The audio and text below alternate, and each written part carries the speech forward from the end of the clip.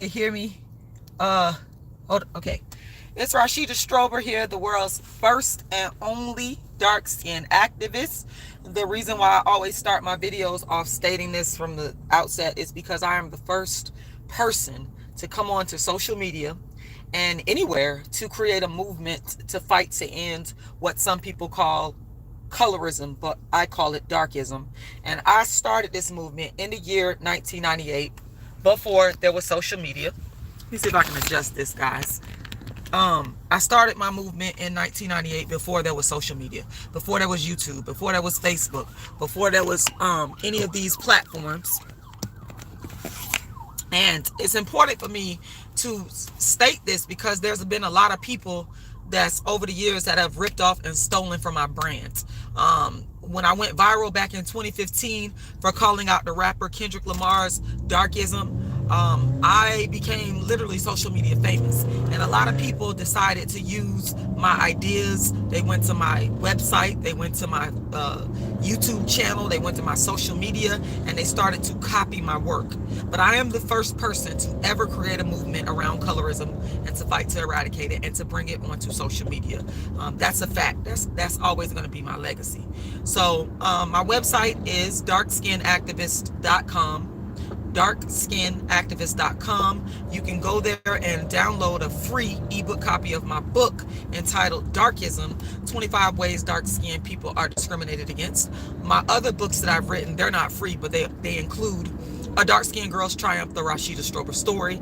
Actually, that is a free audiobook on YouTube. My other book is Token Dark Girl, the It Dark Girl of the Moment. Another book I wrote is How to Be the Hottest Dark Skinned Chick on the Planet.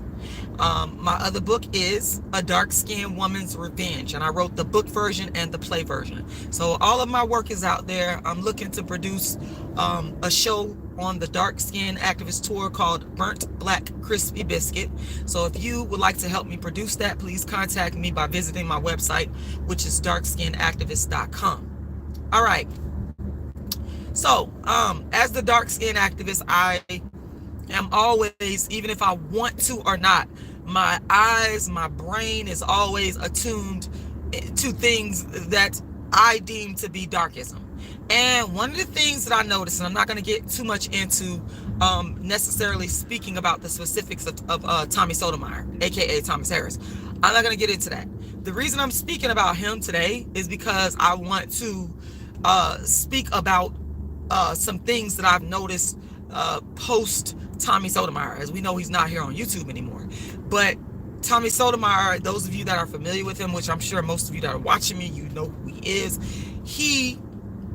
We have to admit that he did create something new in regards to, and whether we agree with it or not. Let me just say that, because I know that there are people that agree, and I know that there are people.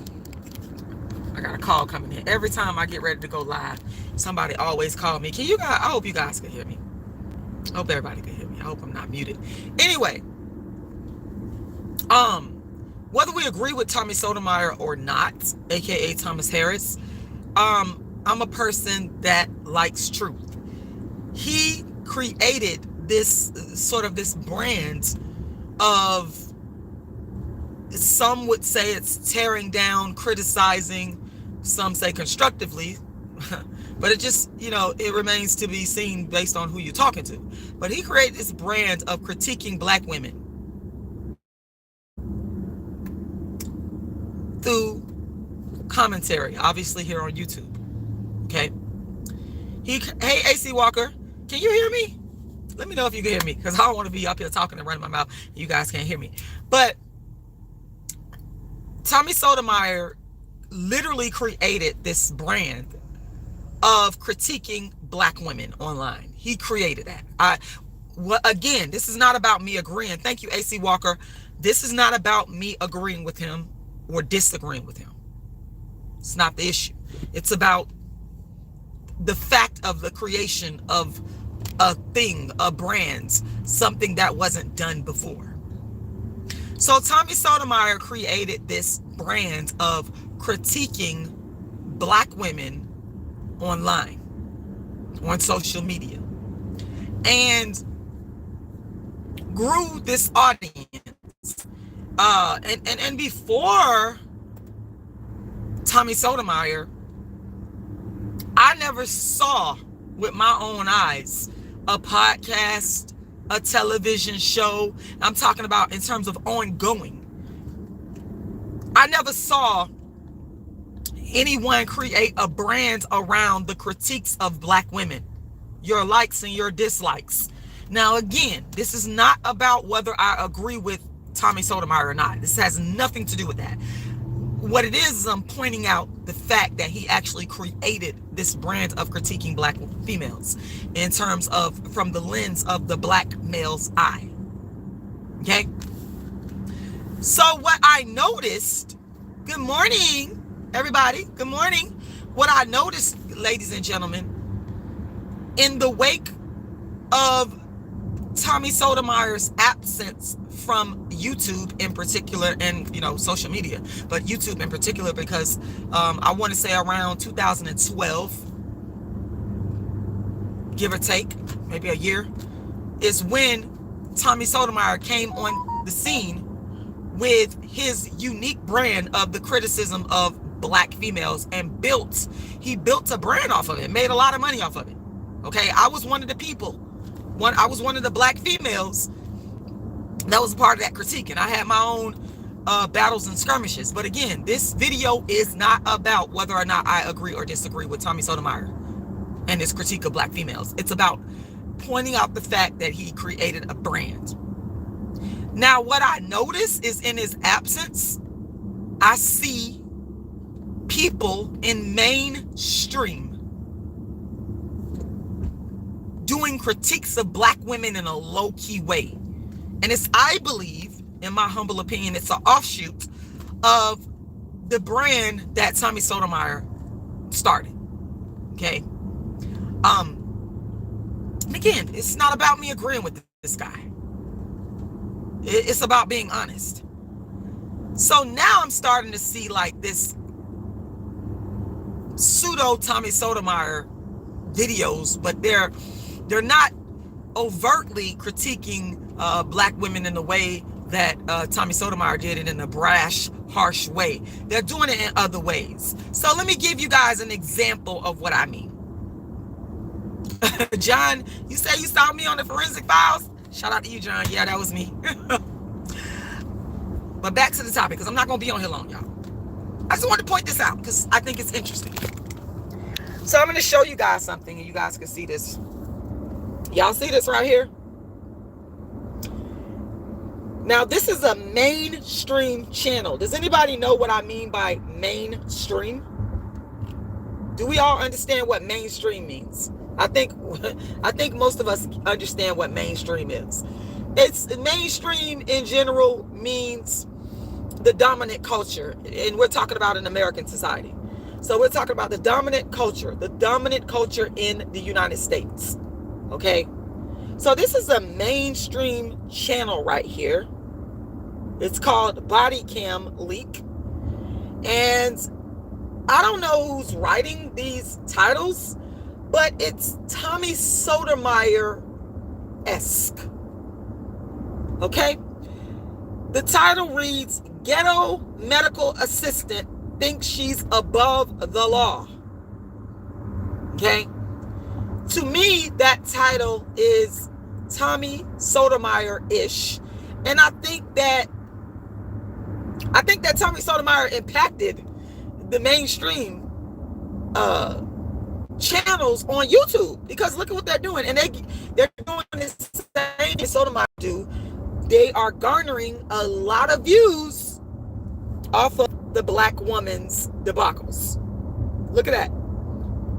77,000 views in 2 days. Now, we already know that this video is going to reach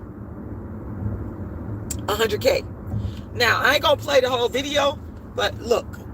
Just look at this. Taser, I got lace to protect myself as I just got off of work. I went to Arby's and got a thing. I ain't coming for that, man.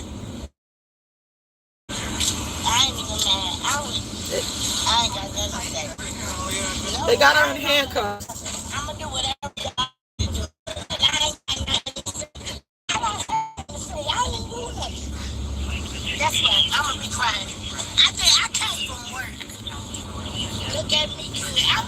Okay, so I'm not gonna prolong that.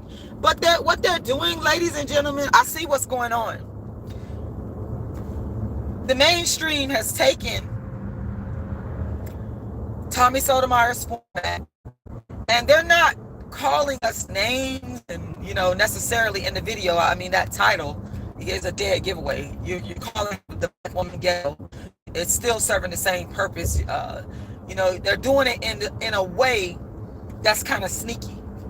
They're doing it in a way to still make us dark-skinned black women and us black women look bad. And let me say this, y'all. Let me be very clear. I don't want y'all to think that I think that all black women and dark-skinned black women are pure and innocent. That is not what I'm saying. I'm not going to sit up here and say that. Okay? I'm not saying that all dark-skinned women are good and kind and caring and upstanding. But the argument that I've always presented is I'm not going to say that all white women are kind and good and caring and upstanding. I'm not going to say that any race of people, I don't care what color they are all kind and good and upstanding. Because we know as intelligent people that we have good and bad in every race and skin tone. But what I am going to say is I see a lot of these mainstream channels doing what Tommy Sotomayor did, what he started, involving critiquing black women and using the certain titles like the ghetto medical assistant as clickbait to get people's attention, to get the black audience, to get the numbers up. And what this is serving to do is to make black women look bad, to tear down black women. It is. And it's gotten to the mainstream. That is the most important part that I want to point out here to you guys.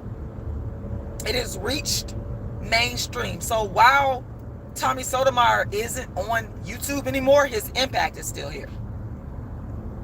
In terms of black women being made to look like fools, black women being caught in the worst situations.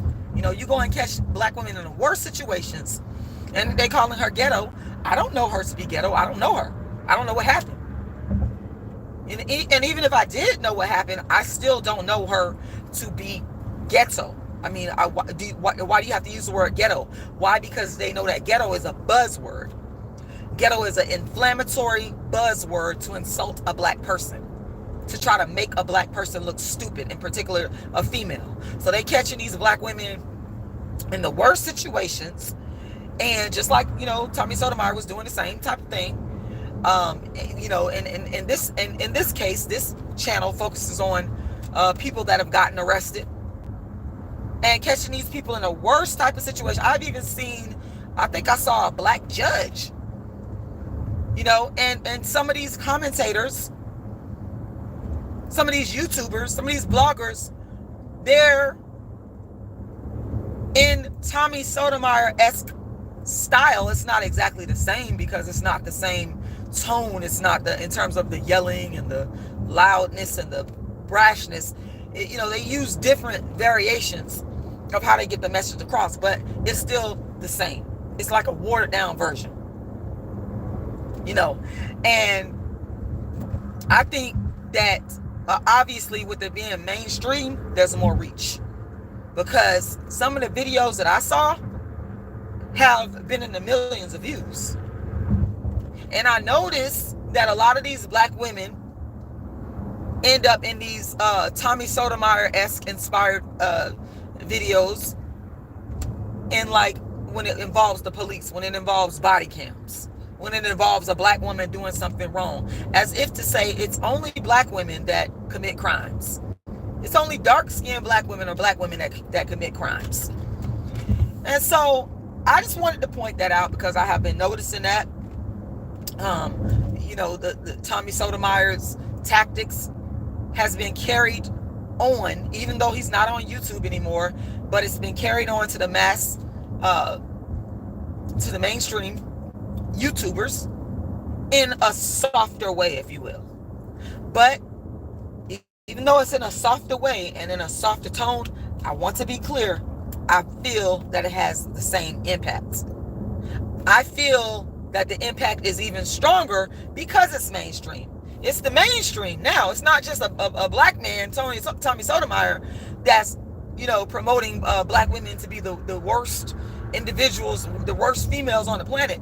It's mainstream that's now doing the same thing that he was doing, but they have a bigger reach, a bigger audience. You guys understand what I'm saying? So that's something that I wanted to point out. But Sam, what I'm saying is, I want you to understand me clearly. I'm trying to articulate myself in a way that I hope that you all will understand very clearly. What I am saying is the mainstream channels are picking up where Tommy Sotomayor left off in terms of the critique and the showing of black women in negative, adverse situations. That's what I'm saying. So, black women, dark-skinned black women, we have a lot of work to do. We're being attacked.